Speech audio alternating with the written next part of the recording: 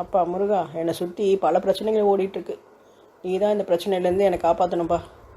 அடுத்த வாரம் தைப்பூசம் வருது. அதுக்குள்ளே எனக்கு ஒரு நல்ல வழியை காமிப்பா. ரோஸ்மரி, இன்னைக்கு எப்படி மம்பளத்தை சொடி சொடி விட்டு ஜெயிச்ச பத்தியா? நீ 10 ரூபாய் பெட்டு வச்சல, 10 ரூபாய் ஏற்றி. டேய், இப்போதைக்கு என்கிட்ட ஸ்நாக்ஸு கொடுத்த 10 ரூபா தான்டா இருக்குது.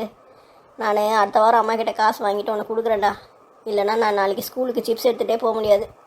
இந்த பம்பர கேம்லேயே இப்படி தோற்று போய் நிற்கிறியே, நாளைக்கு உருட்டி உருட்டி கோலி விளையாட போகிறோமே, அதுலேயும் நீ தோத்துட்டேன்னு வச்சுக்கோ, எனக்கு ஒரு 20 ரூபாய் கொடுக்க வேண்டியிருக்கும். என்ன கேமுக்கு வர ரெடியா உனக்கு? வேணாண்டா, எனக்கு இந்த விளையாட்டில் விளையாட வரல. அப்படி சொல்லி தேன் மிட்டாய் கழிச்சு நேற்று ரொம்ப அப்படி டான்ஸ் ஆடினேன், நான் தான் ஜெயிப்பேன்னு. இப்போ பார்த்தியா? சரி, எனக்கு நாளைக்கு எக்ஸாம் இருக்குது, நான் படிக்க போகிறேன். பாப்பா எக்ஸாம் இருக்கு, படிக்க. நான் இன்னைக்கு கோலி ஊட்டி விளையாடி நாளைக்கு இருக்கிற கோலி டோர்னமெண்ட்ல உன்னை ஜெயிக்க போறேன். சரி போ, நீ என்ன பண்ணிட்டு போ, நான் இங்கேருந்து போகிறேன். டேய் கந்தா, என்னடா பண்ணிகிட்ருக்க? ஐயோ, அம்மா வந்துட்டாங்களா? ஒன்றும் இல்லைம்மா, சும்மா தான் இருந்தேன். உன்னை படிக்க சொன்னால் எல்லா சப்ஜெக்ட்லேயும் முட்டை வாங்கிட்டு வர. இது பத்தாததுக்கு கோலி விளாட்ற, பம்பரம் விளாட்ற. இங்கே வாடா. என்னம்மா?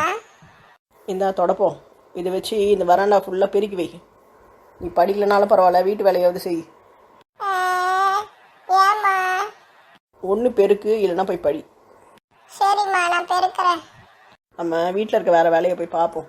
இவன் இன்றைக்கி எப்படியும் இந்த வராண்டாவை பெருக்கி வச்சிருவான்னு நினைக்கிறேன். இன்றைக்கி வராண்டா பெருக்கிற வேலை மிச்சம். ஏப்பா கந்தா, எதுக்கு பாப்பா வீட்டை பெருக்கிட்டு இருக்க? சாயந்தர டைமில் புக் எடுத்து வச்சு படிக்க வேண்டியதானே, அதை விட்டுட்டு எதுக்கு வீட்டு வேலையெல்லாம் செஞ்சுட்டு இருக்க நீ?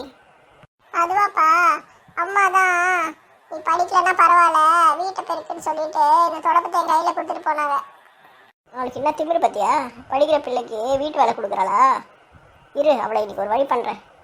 அப்பாடா, அம்மாவை நல்லா போட்டு கொடுத்தாச்சு. 2 பேருக்கும் நல்லா சண்டை மூட்டிக்கும். ஏய் கோமதி, என்ன கோமதிக்கு ஏதாவது வச்சுருக்கீங்களா?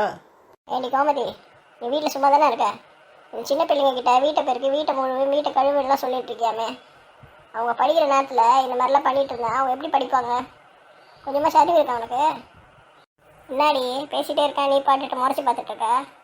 5 நிமிடத்திற்கு பிறகு வாய் மொழி சும்மா இருந்திருக்கலாம். தேவையில்லாமல் இவகிட்ட கேள்வி கேட்க போய் வீட்டை பெருக்கிற வேலையை என்ன விட்டுட்டா. இவன் பற்றி எவ்வளோ ஜம்முன்னு உட்காந்து வேடிக்கை பார்த்துனுக்கிறான்னு. டேய், என்னடா சாப்பிட்ற? அம்மா சுட சுட மேகி போட்டு கொடுத்தாங்கப்பா, நீங்களே சாப்பிட்றீங்களா?